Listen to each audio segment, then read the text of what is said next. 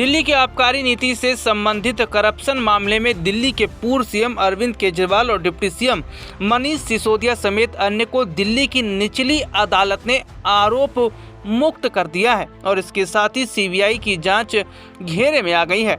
इस मामले में जब सुप्रीम कोर्ट ने केजरीवाल को जमानत दी थी तब भी सीबीआई को फटकार लगाई गई थी और कहा था कि सीबीआई को पिंजरे के तोते वाली धारणा से खुद को दूर रखना होगा। और अब निचली अदालत ने मामले में चार्ज के स्टेज पर ही सभी को आरोप मुक्त कर दिया।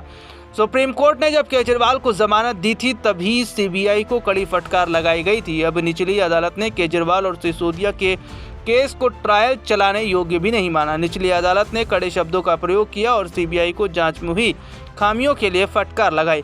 अदालत का कहना है कि चार्जशीट में तमाम खामियां हैं और गवाहों के बयान से मामले को सपोर्ट नहीं मिल रहा। सीबीआई पहली नज़र में इस केस को साबित करने में विफल रही है। चार्जशीट तमाम आपसी विरोधाभास से भरी हुई है।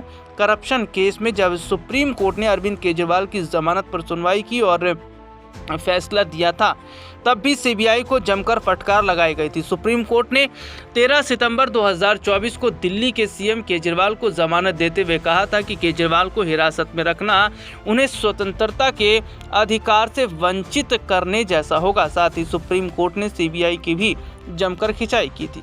कहा था कि सीबीआई को निश्चित ही पिंजरे के तोते वाली धारणा से खुद को दूर करना होगा।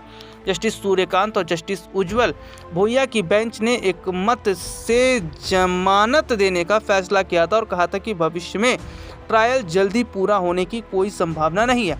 सुप्रीम कोर्ट ने यह भी कहा था कि सीबीआई ने गिरफ्तारी की जो अर्जिशें दिखाई बस समझ से परे हैं। यह गिरफ्तारी जस्टिफाई नहीं है। केजरीवाल को सख्त प्रावधान वाले मनी लॉन्ड्रिंग केस में जमानत मिल चुकी थी और उसके बाद सीबीआई द्वारा करप्शन केस में की गई गिरफ्तारी के बाद उनकी हिरासत संतुष्टिदायक नहीं थी। जस्टिस भुइया ने सीबीआई को याद दिलाते हुए कहा कि उनकी ड्यूटी है कि मामले में वह निष्पक्ष जांच करें।